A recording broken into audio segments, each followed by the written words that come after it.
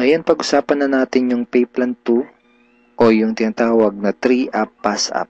Minsan, ang tawag dito sa pay plan na to ay infinity pass-up. Again, ipapaalala ko lang uli na kahit magkaiba at magkahiwalay ang pay plan 1 at ang pay plan 2, ay sabay nangyayari ang pay plan 1 at ang pay plan 2. Okay, maliwanag yun ha.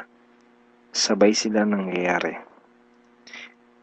In pay plan 2 o yung 3-up pass-up, kikita ka ng $20 sa lahat ng direct referrals mo. Maliban lang sa second, third at seventh referrals mo. Bakit? Dahil ang second, third at seventh direct referrals mo ay maipapasa pataas sa taong direktang nag-refer sa iyo sa SWA. Okay, maipapasa sila doon sa direct sponsor mo. Sa madaling salita, you will earn $20 from your first, fourth, fifth, sixth, and 8th up to infinity. Next, you can earn unlimited $20 every day. Again, wala ding flash out, no flash out, and no maximum income dito sa pay plan 2. Let's say may 8 kang naging direct referrals.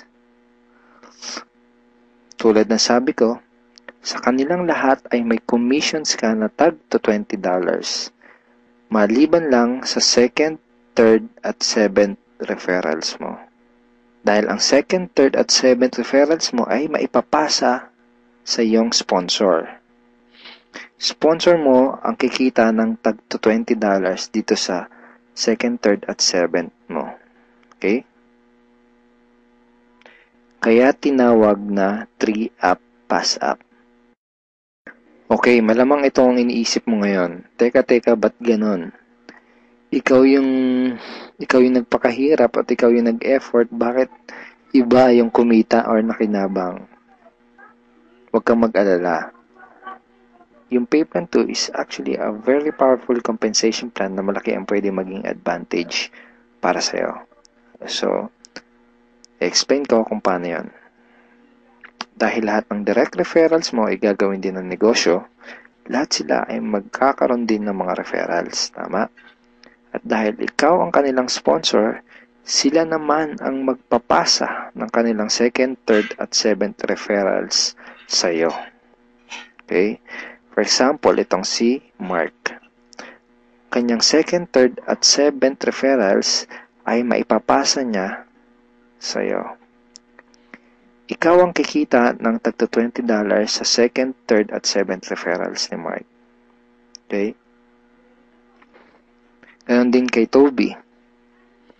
Yung second, third, at seventh referrals ni Toby ay maipapasa rin sa iyo. Ikaw din ang kikita ng tagto $20 sa second, third, at seventh referrals ni Toby. So, ganon din ang mangyayari kay Fred, kay Diane, etc. Kikita ka ng tagta $20 sa mga second, third, at seventh referrals ng mga direct referrals mo. Pati itong mga naipass up sa'yo, kung mapapansin mo parang naging considered as direct referrals mo na rin sila dito sa pay plan 2. So, pati ang mga yan ay magpapasa ng kanilang second, third, at seventh referrals nila sa'yo. Darating yung time na araw-araw ka nang tatanggap ng mga tag to $20 sa email mo. Dun sa mga $20 na commissions mo, ganito yung email na matatanggap mo from SWA. Okay, see the $20? Just imagine kung gaano kaganda ang gising mo kung sa tuwing umaga at pagbangon mo sa kama at pag-check mo sa computer mo para i-check ang email mo ay hindi mga Facebook notifications ang matatanggap mo, kundi puros $20 in commissions tulad ng mga to. Okay? Sarap ng gising, di ba? So, okay, yan yung mga yan. Parang ganyan yung matatanggap mo. Now, let's try to compute the potential income for this pay plan. Sigurado na may excite ka dito sa mga susunod na ipapakita ko sa'yo.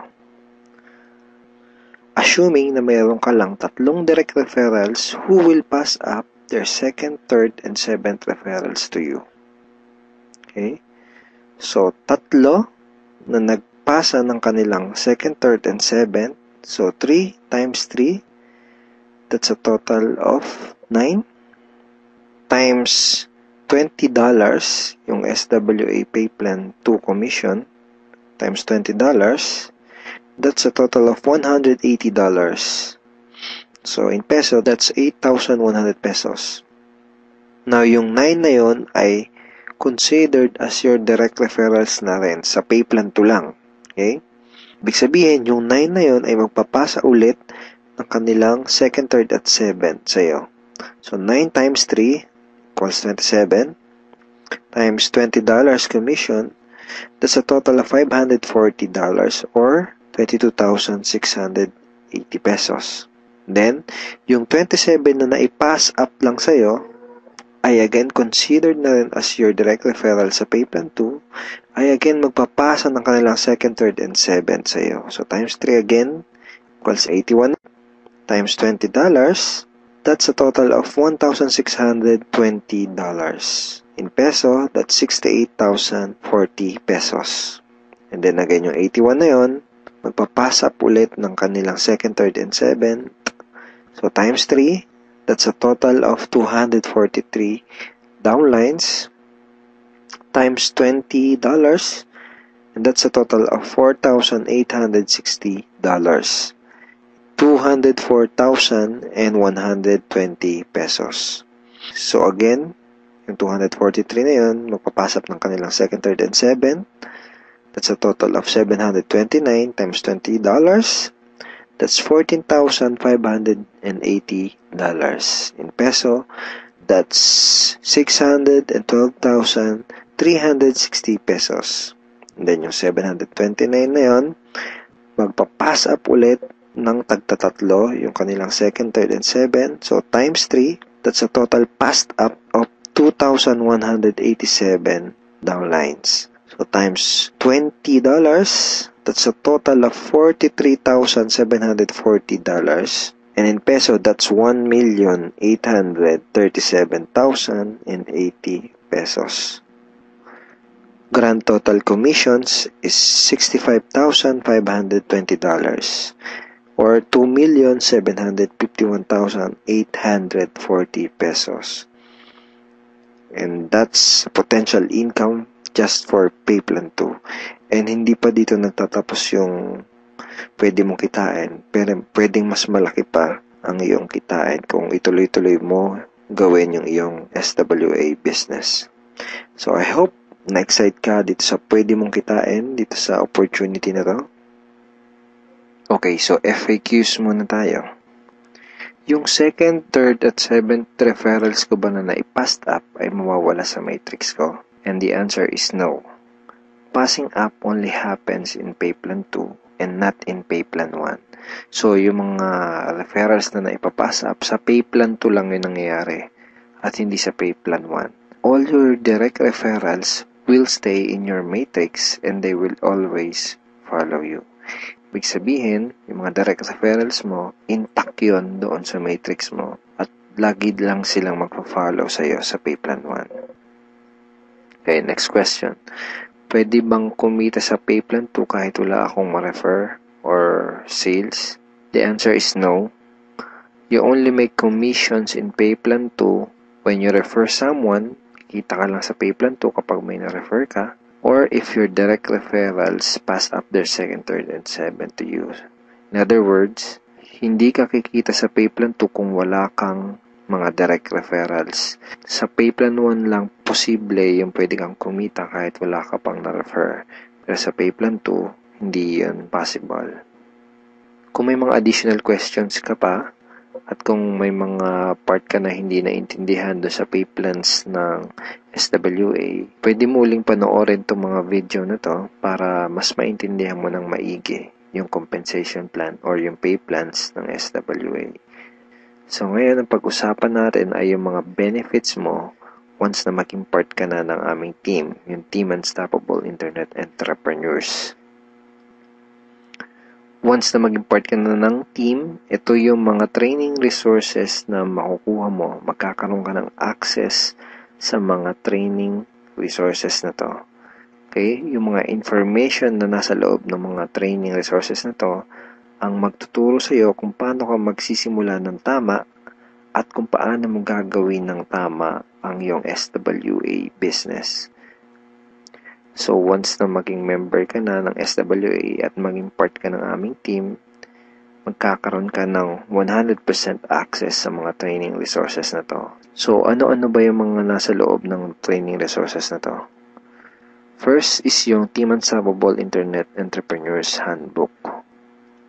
So, ito yan. Ito yung Internet Entrepreneurs Handbook. Nandito sa ebook na to, yung tinuturo namin na 3 strategies of promoting your business on the internet. Bakit 3 strategies? Kasi yung isa pang beginner, yung isa pang intermediate at yung isa ay pang advanced. So kahit first timer ka pa lang at kahit wala ka pang background sa industry na to, ay meron kami nakahandang trainings para sa iyo at para matulungan ka magkaroon ng tamang start sa business mo. Next is yung how to handle prospect objections. Okay, ito yan. Ito yung loob niyan. Basically, sa business na to, yung mga magiging prospects mo ay magkakaroon ng mga questions once na makita nila yung opportunity. And it's very important na alam mo kung paano sasagutin ng tama yung mga tanong nila. Most networkers ay nagfe-fail dahil hindi nila alam kung paano sasagutin yung mga question ng prospects or yung mga objections ng kanilang prospects. Okay, next is yung Ninja Network Marketing Scripts. How to talk to your leads and prospects on the phone. Okay, ito yun. Basically, these are sets of scripts na magagamit mo kapag kakausapin mo yung mga prospect mo sa phone, or sa chat, pwede rin sa chat, or one-on-one. Kung ikaw ay call center agent, I'm sure familiar ka sa mga scripts. Next ay itong how to sponsor your circle of influence properly. Okay, ito yon. Okay. So, ituturo din namin sa iyo kung paano mo i-approach ng tama yung mga kaibigan, kakilala at kamag-anak mo. Dito mo matututunan, dito sa ebook na to, mo matututunan kung paano sila i-approach ng tama. Okay? Ayan. May mga sample email din yan na pwede mong isend sa mga kakilala at kaibigan mo. It's a step-by-step training ebook. Okay? Tignan mo step 2. So, isa to sa mga step-by-step na mag-guide sa'yo kung paano mo gagawin yung negosyo mo ng tama kung first time mo pa lang papasok sa ganitong klase ng business. And next ay itong how to create your automatic recruiting system, the 3M system blueprint. Basically, this is a video tutorial paano gumawa ng website na tutulong sa'yo para i-promote ang iyong business. Matututunan mo kung paano ka gagawa ng ganitong klase ng website. Ito yung website na tutulong sa iyo para mas mapadali mong gawin ang iyong SWA business.